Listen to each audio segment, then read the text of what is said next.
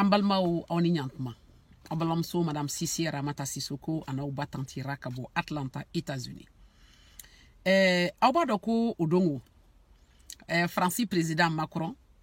Allez de Bora Francis. Ka avion takata Côte d'Ivoire. Ani ado katujo Côte d'Ivoire président katujo. Ka fo aunye kuye wari kuradla mimi na de ama walsa anga jago ke ani nyoache.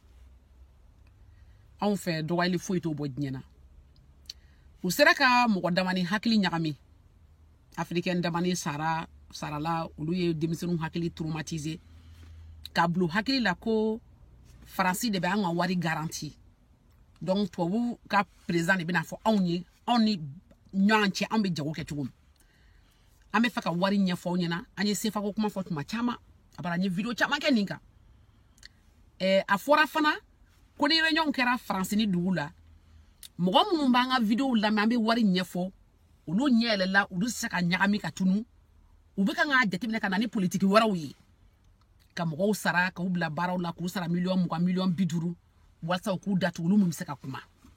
on te sara mogo shitsaka on san ni wari te mogo bulu ore la ambe nyefo yo ka famia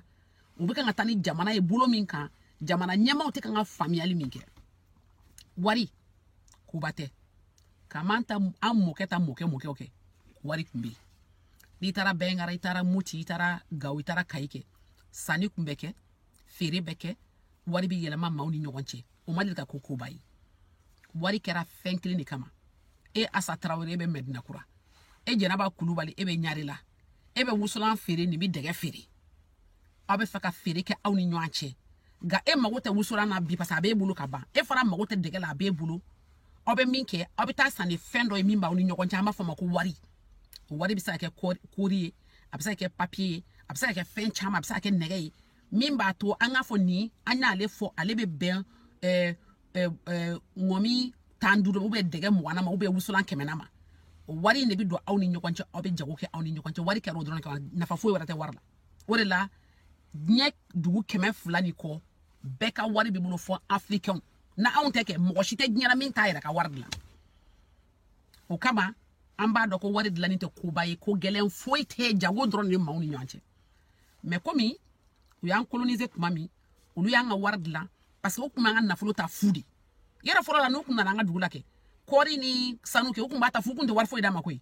u yan era ta fu ke ka ta amfiri jango ngana fulo mais après comme yaro mo fola ka family ke ko ayame minki ame wardla ama ko mamba sanoi do lu bituka dugula san machine de bubulo imprimerie ab comme ni tara butile ite papier imprimé ne acte de naissance be demuru be feno tita de la machine ka copie ke ya wari copie de bibulo machine drone do o be papier kala do papier be bo e bi to e musa kulubali e be nyono be dugudo la e be seneke shunitle e be bana e be sa e be washi e bi ka kori bo ko bla ni ka malo ni ka nyon do bi na dro ka papier tapé dro ko papier de ma ke ka nyon be takata ka duguda ka dumi ka fa o ko le mbuna ne menasa e ka dugu ba foko way ko sola utambolo sora su tan dugula ulu bi tulu ka sora takana parce que ulu e ka nyon du ka fa e nyon mi seneka papier di ema e fana o papier o be bolo e ba foke bi doka toni bashisa anu nyokonche donc o papier be de be sangata duduma o minam bebe sangata duduma do papier bi di ema finalement papier be ke bolo ka dugula midanti bolo mais be mo ko damani sanku nega no yi do nete fa ko wera hakli nyagami o ka on traumatiser wari kera fenkele de kama wasaka jago ke mauni nyonche ani extérieur che o bena hakli nyagami ni fana oh amogo be devise la o fana kana hakli nyagami de devise korami ni wari dlana jamana kono sisa afora ko ni hake na fulu hake de bambulu malila paza ka foko sanu me bo anga dugula ni wari munumbe ani kori ni bagam abebe ni wari hakema me wari mugu bambulu anga ngata fendo sa minta ambulu anga ke ordinateur anto dla machine do bi anto dla tracteur do anto dla na meta tracteur fan shinke shin ba nyini ngale ne ko wari jule ba ubulo amba fo ngo sefa million tanduru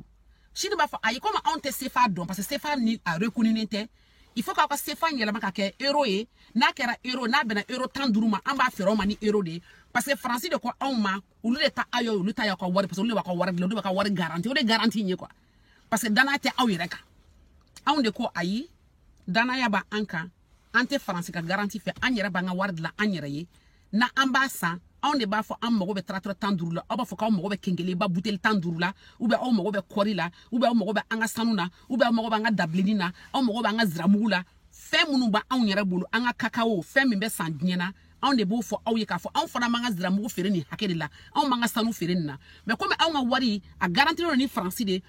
b'a fɔ anw ye sanu kilo kelen juru an ka dugu la hali n'o y'a sɔrɔ anw denw bɛ sa min na anw denw tɛ dumuni kɛ u bɛ sa don o don o bɛɛ b'a to anw tɛ se k'a décider k'anw ka prix ye min n tɛ fɛ u ka hakili ɲagami wari kɛra sanni